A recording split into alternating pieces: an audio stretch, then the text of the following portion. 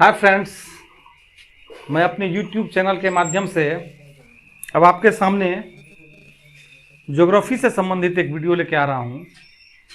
भूगोल जिसे कहा जाता है, जिसमें आपको मैं आज अक्षांश और देशांतर के बारे में बताना चाहता हूँ। मेरे YouTube चैनल के माध्यम से आप ज़्यादा से ज़्यादा जुड़कर लाइक, सब्सक्राइब, शेयर और कमेंट करें और इस तरह के इम्पोर्टेंट वीडियो आपको मैं देता रहूँगा और आपके ज्ञान को बढ़ाने की कोशिश करता रहूँगा।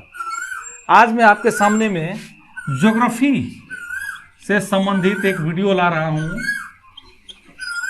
जिसे भूगोल कहा जाता है हिंदी में। तो ज्योग्राफी में मैं आपको ये बताना चाहता हूँ कि हमारी पृथ्वी ग्लोब होता है, जिसे कि पृथ्वी का एक नमूना कहा जाता है, जिसके बारे में हम पृथ्वी से संबंधित अध्ययन करते हैं। तो एक फिगर के माध्यम से मैं आपको समझाना चाहता हूं।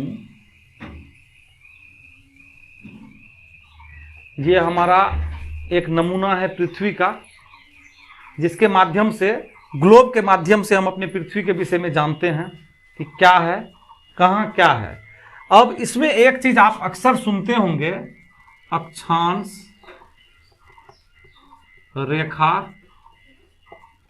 देशांतर रेखा, भूमध्य रेखा। इस तीन चीजों के बारे में आप अक्सर सुनते होंगे और जानते होंगे। तो मैं आपको बता देता हूं कि पृथ्वी के ठीक बीचों बीच 0 डिग्री अक्षांश रेखा को भूमध्य रेखा कहा जाता है।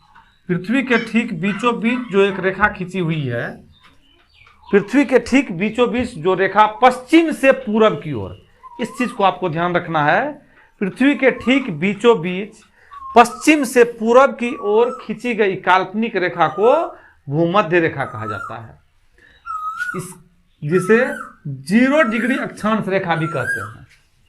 भूमध्य रेखा को ही 0 डिग्री अक्षांश रेखा भी कहा जाता है। अब आप इससे क्या समझे? अब इससे यह समझ में आ रहा है कि पृथ्वी पर पश्चिम से पूरब की ओर खींची गई काल्पनिक रेखाओं को अक्षांश रेखा कहते हैं। क्लियर हो गया? पृथ्वी पर पश्चिम से पूरब की ओर खींची गई काल्पनिक रेखाओं को अक्षांश रेखा कहा जाता है। और पृथ्वी के बीचों बीच पश्चिम से पूरब की ओर खींची गई रेखा को भूमध्य रेखा या 0 डिग्री अक्षांश रेखा कहा जाता है। मेरे समझ से अगर आप मेरे वीडियो को ध्यान से सुनेंगे तो आप बिल्कुल समझ पाएंगे कि अक्षांश और देशांतर क्या होता है, भूमध्य रेखा क्या होता है और इसका क्या काम होता है। आप बिल्कुल मेरे वीडियो को लाइक करें, सब्सक्राइब करें, शेयर करें। आपके हर एक प्रश्न का जवाब मैं दूंगा और हर एक प्रश्न का जवाब देने की कोशिश करूंगा। बस आप मेरे वीडियो के साथ अंत तक बने रहें। तो पृथ्वी के बीचों बीच खींची गई पश्चिम से, हमेशा यह चीज ध्यान रखना है, पश्चिम से पूरब की ओर खींची गई काल्पनिक रेखाओं को अक्षांश रेखा कहते हैं। क्लियर हो गया डाउट? 0 डिग्री अक्षांश रेखा को ही भूमध्य रेखा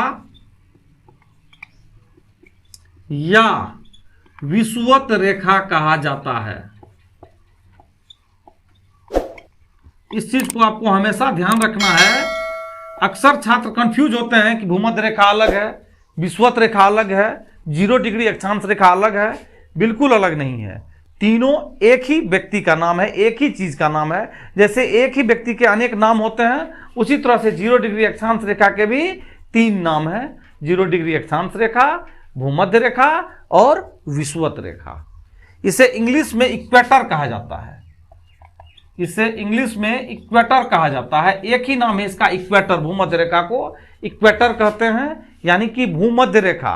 पृथ्वी के ठीक बीचों बीच स्थित रेखा को भूमध्य रेखा कहते हैं, जो पश्चिम से पूरब की ओर खींची गई है। उसे ही 0 डिग्री अक्षांश रेखा कहा जाता है। अब 0 डिग्री अक्षांश रेखा क्यों खींचा गया है? तो आप लोग 2 चीज का नाम सुने होंगे, उत्तरी गोलार्ध और दक्षिणी गोलार्ध।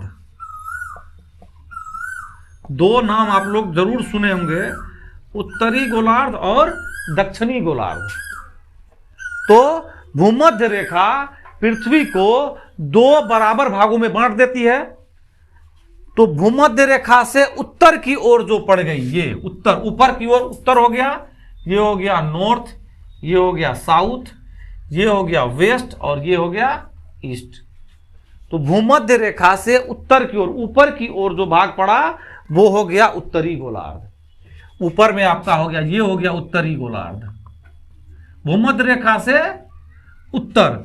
और भूमध्य रेखा से नीचे जब आते हैं तो ये हो जाता है दक्षिणी गोलार्ध। भूमध्य रेखा से नीचे दक्षिणी गोलार्ध, भूमध्य रेखा से दक्षिण की ओर दक्षिणी गोलार्ध और भूमध्य रेखा से उत्तर की ओर उत्तरी गोलार्ध।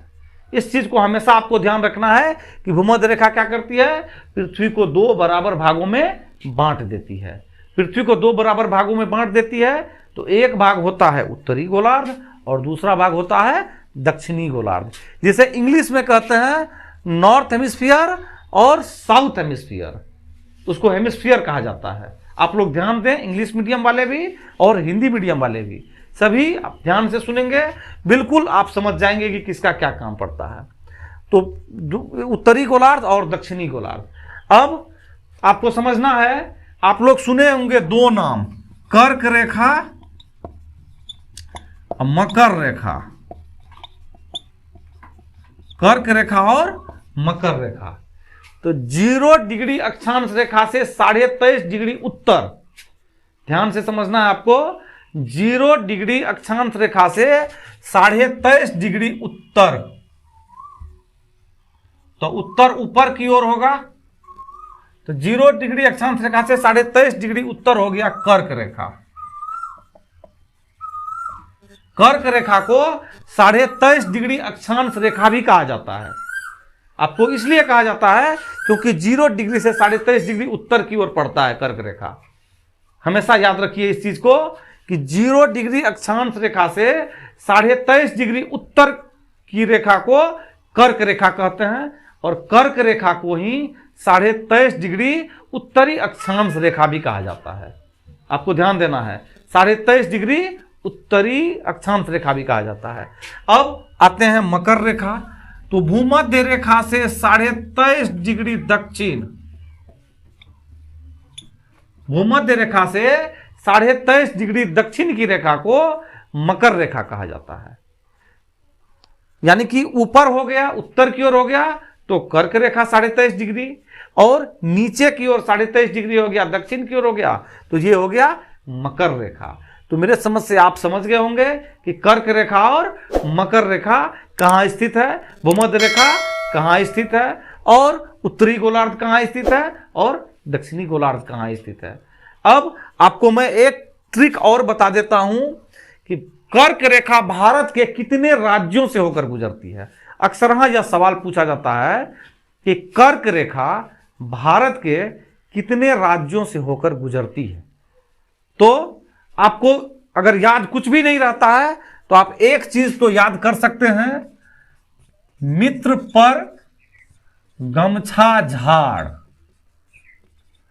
इस चीज को तो आप याद रख सकते हैं, ये ट्रिक है कर्क रेखा को याद करने का। अगर आपको कर्क रेखा का स्टेट, राज्य याद नहीं होता है कि कौन कौन से राज्य से कर्क रेखा गुजरती है, तो आप इस ट्रिक को याद कर लें। और अगर आपके पास कॉपी कलम है तो आप लिख भी सकते हैं, अगर आपके पास कोई भी साधन है तो आप लिख लीजिए, आपको हमेशा याद रहेगा मित्र पर गमछा झाड़।